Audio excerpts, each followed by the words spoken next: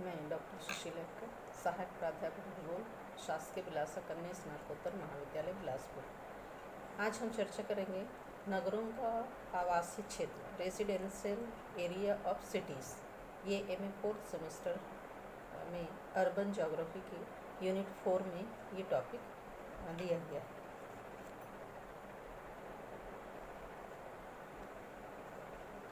आवास मानव समाज की मूलभूत आवश्यकता है।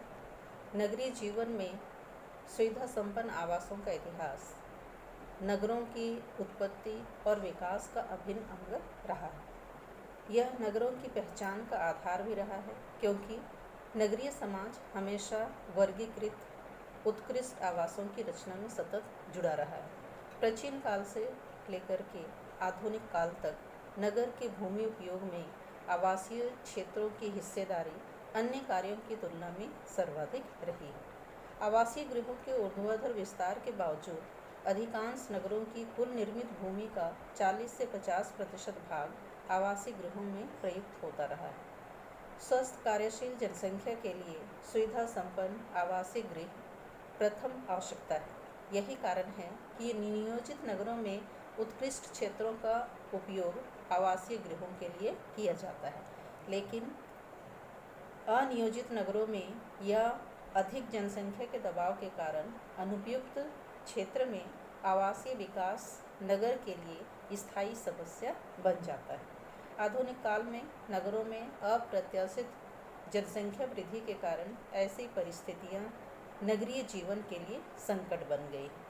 नगर विकास के प्रारंभिक चरण में नगर कोड के समीप बसने की प्रबल प्रवृत्ति नागरिकों में पाई जाती है। फलतः प्रारंभिक काल में आवासीय गृहों का निर्माण पुराने या पारंपरिक ढंग से किया जाता है।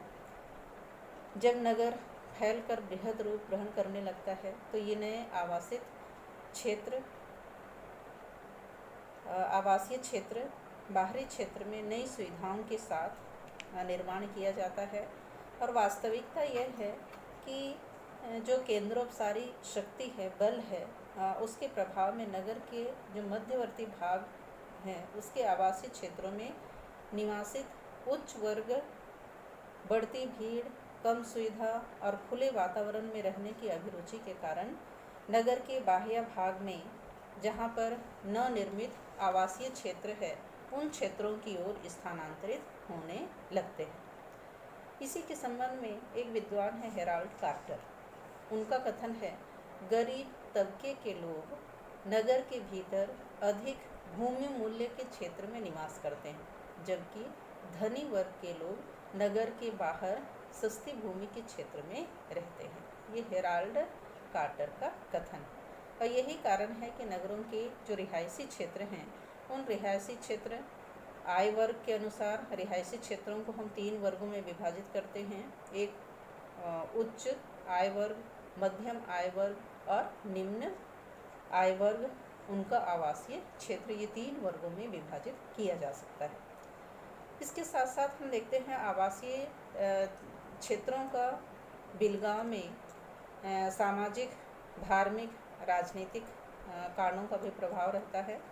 उच्च आय वर्ग का नगरीय समाज हमेशा सर्वाधिक उपयुक्त स्थल पर बने सुविधा संपन्न आवासीय क्षेत्रों में बसने का प्रयास करता है, लेकिन जो निम्न आय वर्ग के लोग हैं ये अपने कार्यस्थल के समीप ही रहते हैं।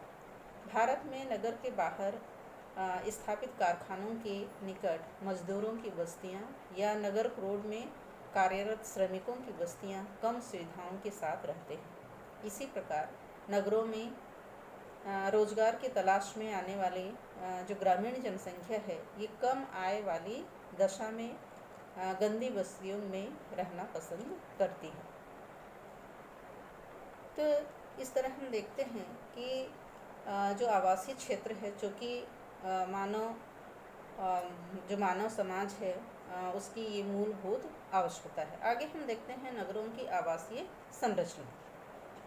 नगरों के आवासीय विस्तार को समझने के लिए इसके प्रमुख पक्षों पर विचार करना आवश्यक है, और इन पक्षों में मुख्य है आवासीय गृहों का स्वरूप, आवासीय गृहों का घनत्व और वितरण, गृहों में आवश्यक नागरिक सुविधाएं, प्रति व्यक्ति और प्रति परिवार आवासीय स्थान और आवासीय क्षेत्रों का सामाजिक आर्थिक बिलगाव।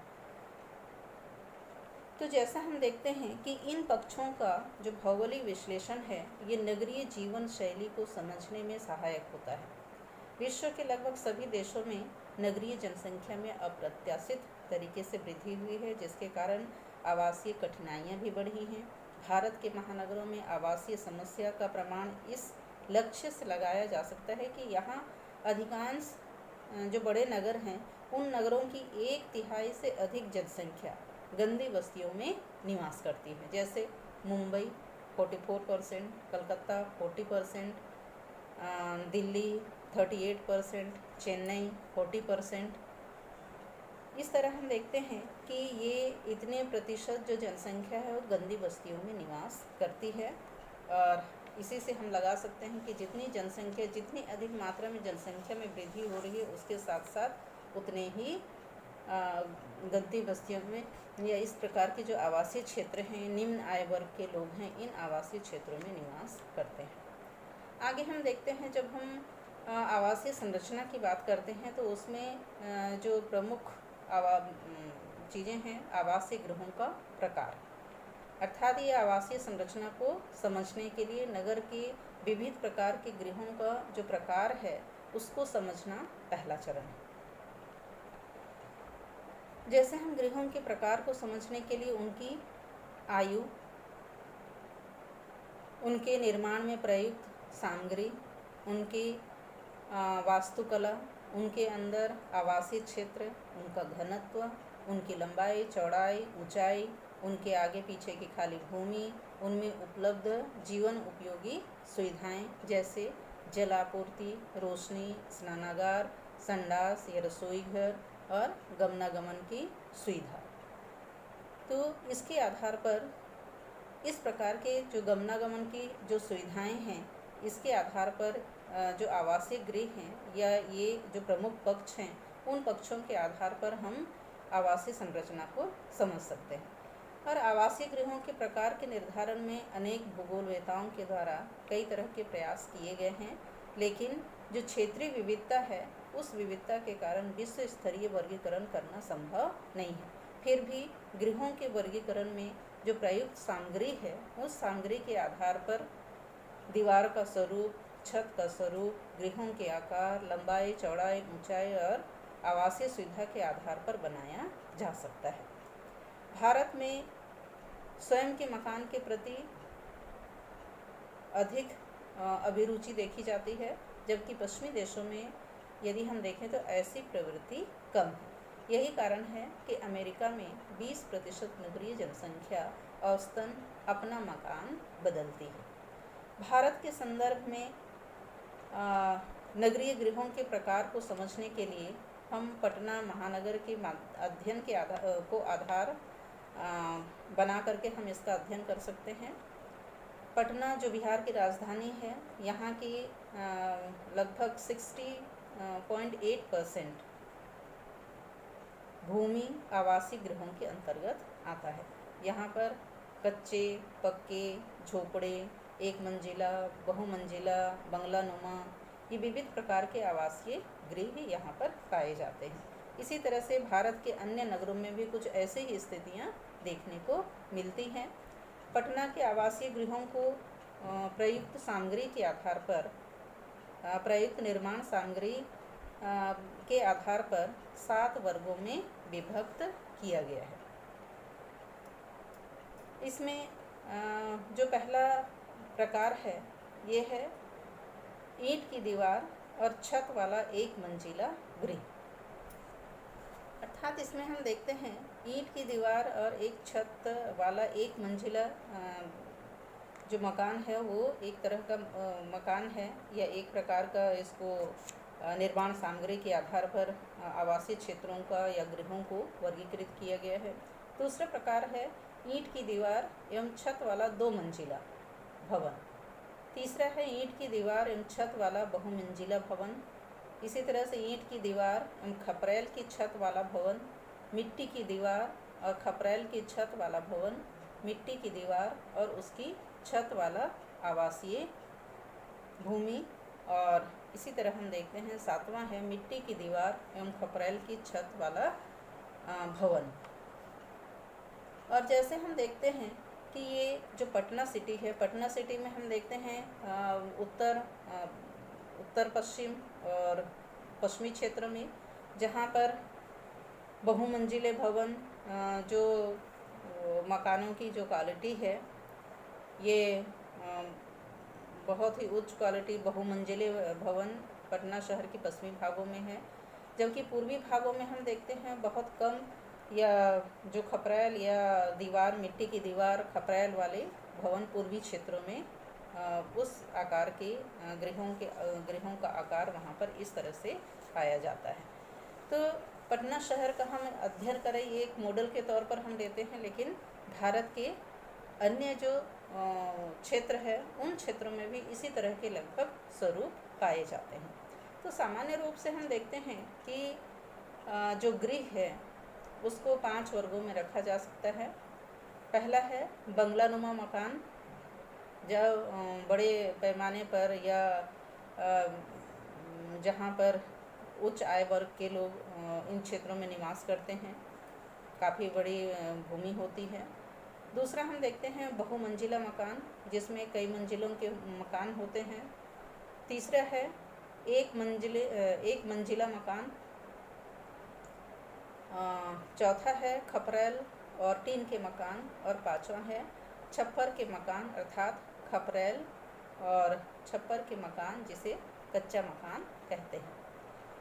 तो इस तरह हम देखते हैं पटना में जो बंगलानुमा मकान है ये अधिकांशतः नगर के बाहरी भाग में पाए जाते हैं, यदि हम पटना की बात करें। इसी तरह से अन्य क्षेत्रों में भी, भारत के अन्य नगरों में भी हम देखते हैं जितने भी बंगलानुमा है जो बड़े आकार के हैं, अर्थात ये नगर के बाहर ही अधिकांशतः इस तरह के मकान पाए जाते हैं, जहाँ पर जो अभिजात्य वर्ग के लोग हैं वो निवास करते हैं। दूसरा जो बहुमंजिला मकान की हम बात करते हैं, ये नगर के अंदर और बाहर दोनों ही स्थितियों में ये पाए जाते हैं, जहाँ पर उच्च और मध्यम वर्ग के लोग रहते हैं। जबकि एक मंजिला और खपरेल के मकान नगर के भीतरी भाग में अधिक पाए जाते हैं, जहाँ निम्न आय वर्ग के लोग रहते हैं। इस क्षेत्र में जो पुराने मकान हैं उन मकान की गिरावट की दशा में होने तथा अधिक जन दबाव के कारण गंदी बस्ती में बदल जाते हैं। छप्पर के मकान बहुधा नगर के बाहरी क्षेत्र में पाए जाते हैं, जहां गरीब तबके के लोग निवास करते हैं। उन्हें गंदी बस्ती का नाम दिया गया है। गंदी बस्तियां नगरीय जीवन के लिए अभिशाप बन जाती हैं, क्योंकि ये सामाजिक व्याधियों की केंद्र होती हैं। उनकी उपस्थिति विश्वव्यापी हो गई है, लेकिन भारत के महानगरों में इनका सर्वाधिक विस्तार पाया जाता है। तो इस तरह हम देखते हैं कि गृहों का जो प्रकार है, कई तरह के गृह होते हैं। आगे हम देखते हैं गृहों का घनत्व। इन आवासीय क्षेत्रों में या आवासीय गृहों में उपलब्ध सुविधाओं के आधार पर इनको 3 वर्गों में विभक्त किया जा सकता है। एक है उच्च स्तरीय गृह, दूसरा है मध्यम स्तरीय गृह और तीसरा है निम्न स्तरीय गृह। तो आवासीय गृहों की गुणवत्ता उनके घनत्व से आंकी जाती है। और सामान्यतः हम देखते हैं नगर के आंतरिक भागों में गृहों का घनत्व अधिक पाया जाता है। जैसे जो केंद्रीय भाग है, आंतरिक भाग है, व्यापारिक क्षेत्र है, जहाँ पर सबसे अधिक घनत्व रहता है। और जैसे जैसे हम बाहर की ओर जाते हैं गृहों का घनत्व कम होता जाता है। जैसे उत्तर प्रदेश के बारे में इसके पहले के लेक्चर में हमने देखा कि जो उत्तर प्रदेश के जो बड़े नगर हैं उनके अध्ययन के आधार पर भी हम देखते हैं। और उसके साथ साथ हम देखते हैं आवासीय गृहों का जो प्रति हेक्टेयर घनत्व है। जैसे कानपुर है, कानपुर का प्रति हेक्टेयर घनत्व है 14.4। इसी तरह हम देखते हैं आगे लखनऊ का जो प्रति हेक्टेयर घनत्व है ये 16.2 है। वाराणसी 13.8, आगरा 16.3, इलाहाबाद 13.4, मेरठ 18, बरेली 22.6 और गोरखपुर 12.6। इसी तरह जब हम आवासीय स्थिति के बारे में बात करते हैं तो भारत के जो प्रमुख नगर हैं, प्रति परिवार जो आवासीय स्थिति है 1981 की स्थिति के आधार पर हम देखते हैं तो मुंबई जहाँ पर सबसे ज़्यादा जो जनसंख्या है एक कमरे वाले मकान में निवास करता है। इसी तरह हम देखते हैं कि जो आवासीय गृहों का जब हम स्वामित्व की बात करते हैं तो पश्चिमी देशों में अधिकांश जो नगरीय जनसंख्या पाई जाती है वो किराए के मकान को पसंद करती है, जबकि भारत में निजी मकान के प्रति लोगों की अधिक रुचि देखने को मिलती है। और जब हम उत्तर प्रदेश की बात करते हैं, उत्तर प्रदेश के नगरों का यदि उदाहरण हम लें तो उसमें समझ में आता है कि जैसे जो बड़े बड़े नगर हैं जैसे कानपुर में किराए के मकान में लगभग 83.3% लोग किराए के मकान में रहते हैं, जबकि निजी मकानों में 16.7% परिवार निजी मकान में निवास करते हैं। इसी तरह हम देखते हैं लखनऊ में 57.3% परिवार किराए में और 42.7% परिवार निजी मकान में निवास करती है। वाराणसी में यदि हम देखते हैं तो 41.2% परिवार किराए के मकान में और 58.8% परिवार निजी मकान में निवास करती है। इससे ये स्पष्ट होता है कि नगरों में जो किराएदारी का महत्व है ये अधिक होता है, इसलिए आर्थिक दृष्टिकोण से किराए के लिए मकान बनाना नगरीय जीवन में एक सार्थक निवेश माना गया है, परंतु अन्य कार्यों में पूंजी निवेश से अधिक लाभ प्राप्त होता है, जिसके कारण मकान मालिक ना तो पुराने भवनों का सुधार करते हैं और न नए मकान बनाने में वो अभिरुचि दिखाते हैं। आगे हम देखते हैं आवासीय संरचना को जानने के लिए प्रति परिवार आवासीय स्थिति। भारत के महानगरों में आवासीय गृहों की कमी के कारण प्रति परिवार आवासीय क्षेत्र बहुत कम है, जिसके कारण नगरीय जीवन कठिन साध्य हो गया है। जैसे हम देखते हैं मुंबई में 72% जो परिवार है वो एक कमरे में निवास करती है, 72.3% एक कमरे में, जबकि 2 कमरे में 16.5% परिवार निवास करता है, 3 कमरे या उससे अधिक 8.6%, और इसी तरह से जिनका घर नहीं है, जो फुटपाथ में और इधर उधर जो रहते हैं वो 2.6%। भारत में जितने भी क्षेत्र है, बेंगलोर को छोड़ दिया जाए तो ये दूसरे स्थान पर है जहाँ पर जो जनसंख्या है ये फुटपाथों में निवास करती है। इसी तरह हम देखते हैं कि कलकत्ता में 71.9% जो एक कमरे में निवास करते हैं, 13.2 ये 2 कमरे में निवास करते हैं, 3 या 3 से अधिक 14.3% परिवार निवास करता है। तो इस तरह हम देखते हैं कि जितने भी भारत के बड़े महानगर हैं, लगभग हम देखते हैं कि 1/3 से अधिक जनसंख्या जहाँ पर एक कमरे या उसके जो आवासीय गृह है उसमें निवास करती है, अर्थात भारत में आवासीय समस्या काफ़ी जटिल हो गई है। और इसी तरह हम देखते हैं कि भारत का लगभग 60% से अधिक जो जनसंख्या है जो एक कमरे में रहने के लिए बाध्य है, जैसे मुंबई, कलकत्ता, दिल्ली, चेन्नई, अहमदाबाद, कानपुर, ये सभी ऐसे नगर हैं जहाँ पर अधिकांश 60% से भी ज़्यादा जनसंख्या एक कमरे में निवास करती है। इसी तरह से हम देखते हैं कि सभी नगरों में ऐसे लोग भी जो मकान विहीन है, इनकी जो रातें हैं वो फुटपाथ में बीतती हैं, और भारत के महानगरों में जिस गति से जनसंख्या में वृद्धि होती रही है उस गति से आवासीय गृहों की संख्या नहीं बढ़ी, और इस असंतुलन के कारण आवासीय क्षेत्र में जहां जनसंख्या घनत्व में वृद्धि हुई, वहीं पर गंदी बस्तियों में भी तेज़ी से विस्तार हुआ है।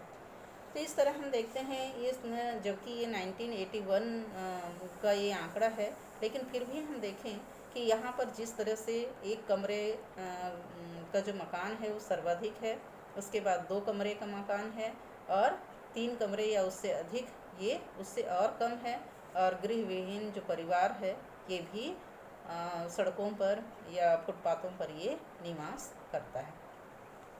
आगे हम देखते हैं आवासीय क्षेत्रों के प्रकार।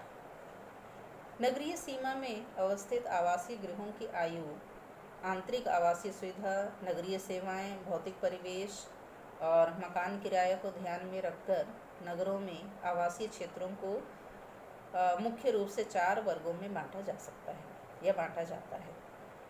पहला है उच्च वर्गीय आवासीय क्षेत्र अर्थात हाई क्लास रेसिडेंशियल एरिया।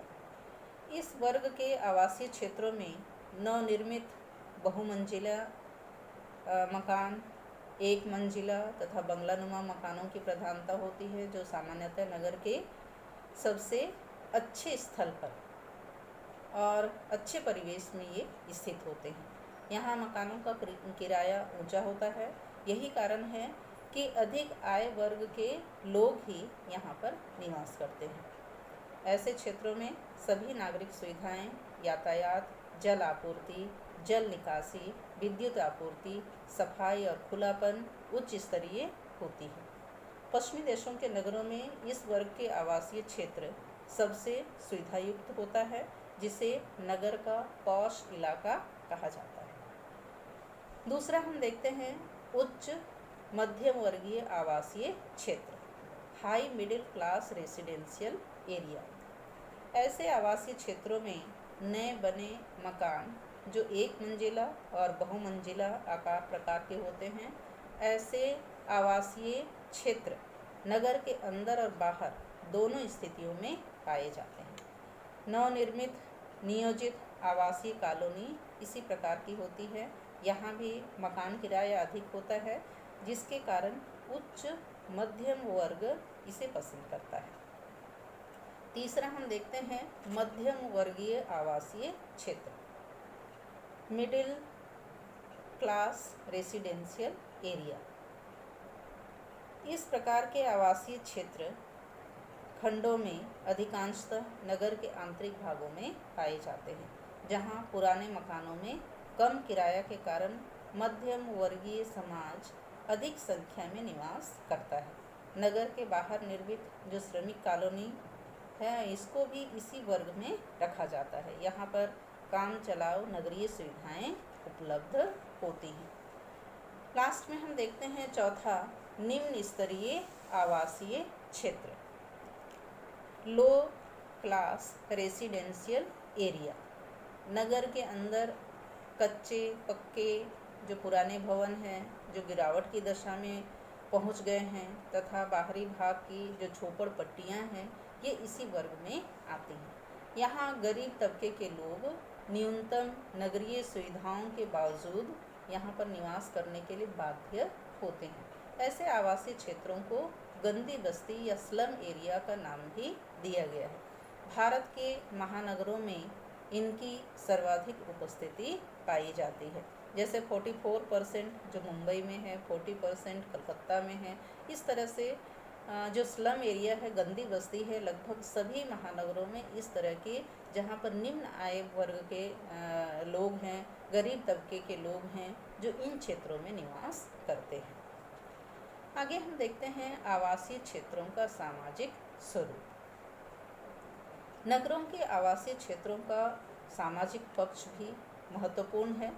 नगरों में निवासित जनसंख्या विविध स्वभाव, संप्रदाय, आर्थिक स्तर और विविध पृष्ठभूमि की होती है। समाजशास्त्रियों का विचार है कि सामाजिक स्तर पर नगरीय जनसंख्या समूहों में नगर के विविध भागों में निवास करती है। फलतः आवासीय बिलगाव सामाजिक परिस्थिति की देन है। इसलिए नगर के भीतरी भाग में ऊंचे सामाजिक स्तर के लोग निवास करते हैं। और इसी तरह से एक समाजशास्त्री है वर्गिस, इन्होंने भी जब कार्यात्मक पेटियों का इन्होंने अध्ययन किया था, तो उसमें भी इन्होंने यही आधार माना था। लेकिन एक समाजशास्त्री है बी डंकन, उनका विचार है कि सामाजिक वर्गीकरण का आधार पेशा या कार्य होता है, जिसके कारण समाज अनेक आय वर्गों में बढ़ जाता है और एक आय वर्ग के लोग साथ साथ बसने में रुचि लेते हैं। इससे सामाजिक आर्थिक स्तर पर आवासीय क्षेत्रों की दूरियां विकसित होने लगती हैं। ये डंकन महोदय का विचार है। इसी तरह से एक विद्वान है J.F. केन, उनका मानना है कि कार्यस्थल की यात्रा, जर्नी ऑफ वर्क, ये भी एक महत्वपूर्ण पक्ष है।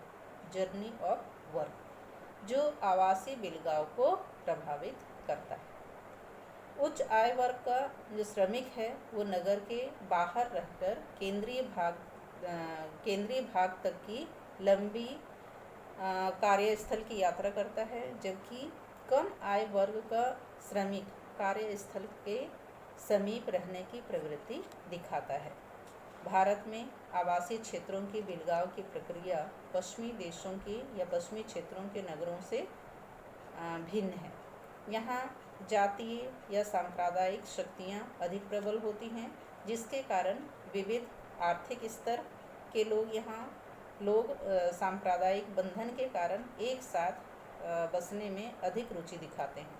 वास्तव में पिछले 1000 वर्ष से यदि भारत में देखें तो भारत में सामाजिक संघर्ष के लिए राजनीतिक कारण अधिक उत्तरदायी रहे हैं। मुसलमानों और अंग्रेज़ों के अधीन लंबे समय तक संघर्षरत रहने के कारण ये स्थिति उत्पन्न हुई है। फलतः सामाजिक सुरक्षा आर्थिक स्तर की तुलना में अधिक प्रभावित हुई है। इसी तरह हम देखते हैं स्वतंत्रता प्राप्ति के पश्चात आवासीय कठिनाइयों को कम करने के लिए नगर के बाहर नियोजित कॉलोनियों का विकास तेजी से हुआ। इस प्रक्रिया में सरकार, नगर महापालिका और निजी कंपनियों का जो योगदान है ये विशेष उल्लेखनीय है।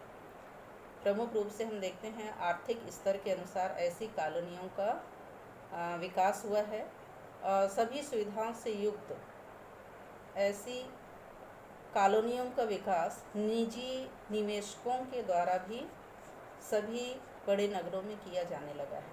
वर्तमान में हम देखते हैं सभी नगरों में इस तरह के जो सहकारी है, जो सार्वजनिक संस्थाएं हैं, उन संस्थाओं के द्वारा अधिकारियों, उच्च वर्ग, मध्यम वर्ग, निम्न आय वर्ग, इनके अनुसार सहकारी कॉलोनी, जिसको हम कोऑपरेटिव रेसिडेंशियल कॉलोनी का जो विकास है, ये किरायादारी और निजी खरीद दोनों प्रकार से किया जा रहा है।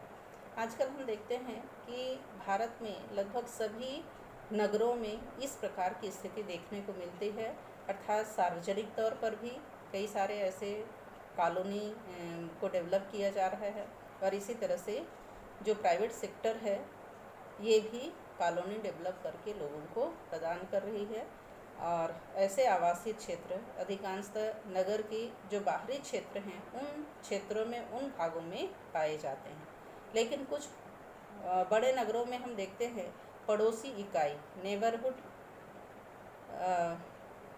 नाइबरहुड जो यूनिट है या पड़ोसी इकाई योजना है, इसके तहत भी नए आवासीय क्षेत्र जो वर्तमान में अस्तित्व में आ रहे हैं। जैसे दिल्ली और गाज़ियाबाद, दिल्ली गाज़ियाबाद के बीच में इस तरह से पड़ोसी इकाई यूनिट के आधार पर विकास किया जा रहा है।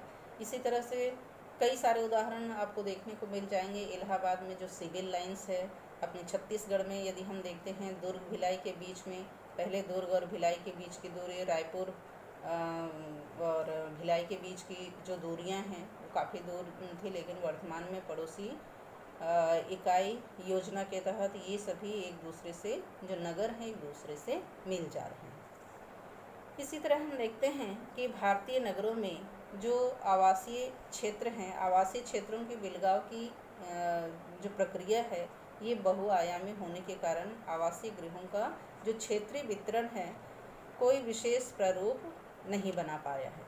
जैसा कि हम देखते हैं पश्चिमी देशों के नगरों में जैसे पाया जाता है, वैसे भारत में नहीं रहता है।